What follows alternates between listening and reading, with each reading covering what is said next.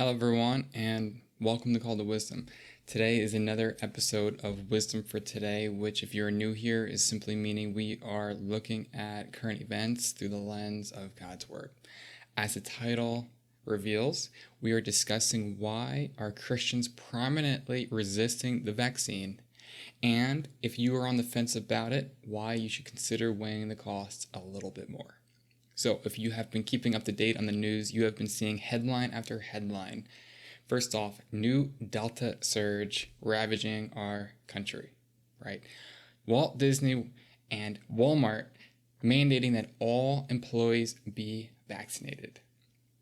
Put that mask back on whether you are vaccinated or not.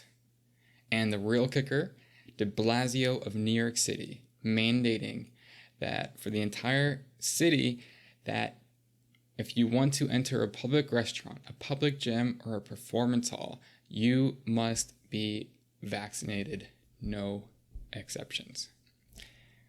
If that does not concern you, I don't know what will. And today we will be discussing why that is highly concerning for Christians and why it should concern all of us. So, starting with New York City, personally, that is a massive step in the direction that this country is going. And if you think that cities and states and the entire nation won't follow suit, honestly, I think you're being naive and foolish and are simply holding on to a false hope of reality. And let me break that down, why that is so concerning. I know there are a lot of accusations going on. Anti-vaxxers, right? Not trusting vaccines. There are a lot of conspiracy theories and people that don't trust the government, etc., etc., etc. I don't want to entertain any of that today. I just want to discuss and get it down to the bare root of why Christians are prominently resisting the vaccine. So setting all of that aside, I know there's a lot of things being said. Don't you believe in science? Don't you care about those who are sick and dying? Don't you care about the elderly? For those who care to listen, yes, we do care about the elderly. We do believe in science, but none of those reasons or the lack thereof are why we are resisting the vaccine. Because basically what it comes down to is the very fundamentals of our faith. You see, we believe that Jesus is God, and in his ministry, he told us that there will be a day that he will come home for us, that he will take us home to heaven to be with him. That day we call and know it as the rapture. But here's the thing about that day. It is at the very forefront of, the end of the world, to be a little dramatic. A time in which the world plummets into darkness, into division, into hatred for everyone, basically. And during that time, there will become a government, right? It is known as the one world government that will take control of everybody and be ruled by the hands of Satan. The reason why that is a big deal is because during this time, Jesus tells us that this government, known as the beast, will enforce a mark that is known as the mark of the beast. It will be given to us tangibly in us or on us, and it will basically give us the ability to operate in all of society.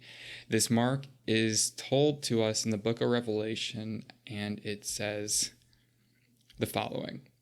Also, it causes all, the beast, the government, causes all, both small and great, both rich and poor, both free and slave, to be marked on the right hand or the forehead, so that no one can buy or sell unless he has the mark. That is the name of the beast or the number of its name. That is Revelation 13, 16 through 17. So that's that.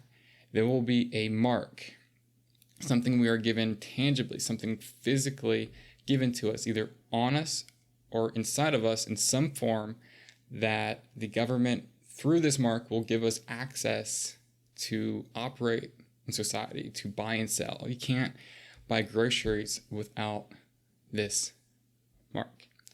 So take a moment to consider this vaccine as well as these mandates that are beginning to come along from the beginning of the pandemic till now. We have progressed a lot, haven't we? And it is beginning to look more and more like this mark that Jesus warned his followers to be wary of, right? New York City is just the beginning. Israel, for example, has already mandated that everybody in their country needs this vaccine in order to go into public places. As we continue, we don't know how these mandates will continue to turn out, how it will be enforced, how it will be regulated and given, for that matter. We don't know what these QR codes that a lot of places around the globe are giving to their people. For example, in Israel, just to mention it, you must present a QR code that verifies your vaccination as just to go into a grocery store.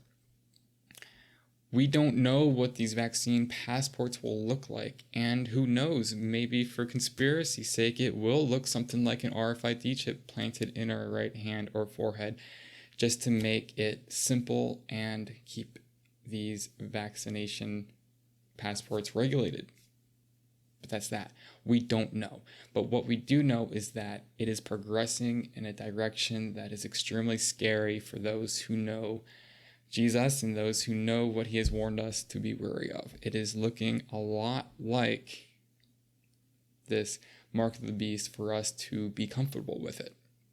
If you are a Christian or not a Christian and are on the fence about this vaccine, for this reason should you be weary and continue to weigh the cost of it. For those who question why Christians resist the idea of a mandated vaccine that grants access to society, now you know why. All we ask is that you respect our freedom of religion and understand that if we make the choice to be vaccinated or to not be vaccinated, then we are also making the choice whether or not we are okay with getting sick or not getting sick. That's what it boils down to. Personally, everyone, I just want to make a disclaimer. I truly hope and pray that this is not the mark of the beast that we have been told about. I have a lot of family, I have friends that have taken this mark, and I pray for their sake that this is not it. But we don't know. It looks too much like it to be confident with that, and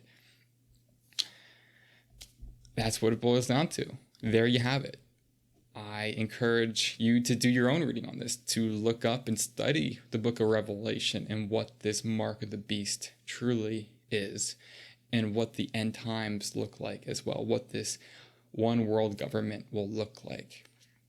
I encourage you to not only look at what's going on in the world through the lens of media, but also view it through the lens of God's word.